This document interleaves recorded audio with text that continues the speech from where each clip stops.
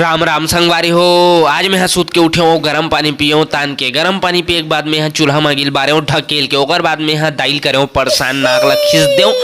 अब देखथन ओकर रिएक्शन ला। अरे वाह वाह गजब के बेइज्जती है संगवारी हो।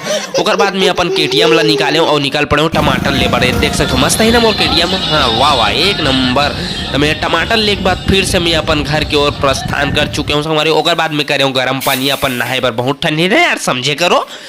ओकर बाद घर में चूड़े है लाकड़ी भाजी एक नंबर। आहा क्या अति सुंदर ही लाकड़ी भाजी। तब मैं ढकेल के दबाऊँ संगवारी। ओकर बाद मोर ड्यूटी जाए बेरा हो गए तो चश्मा लगा के मैं निकल पड़ता हूँ अपन खाना टिफिन ला धर के दुर्ग की ओर। तो सबसे पहले अपन दाई के प्रणाम करे हूँ। ओकर बाद में अपन अंडा से दुर्ग जाने वाली सफर सबसे पहले तय करें।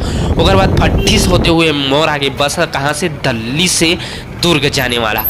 ओकर बाद में पहुंच चुके हो प्रॉपर दुर्ग में संगवारी हो। ओकर बाद आज के मोर टास्क है गेमिंग सीपीयू कंप्लीट करना, वो भी 2 लाख के। तो फिर ऐसे ही 1 से के व्लॉग वीडियो देखे पर मोर चैनल सब्सक्राइब करो। Bye bye.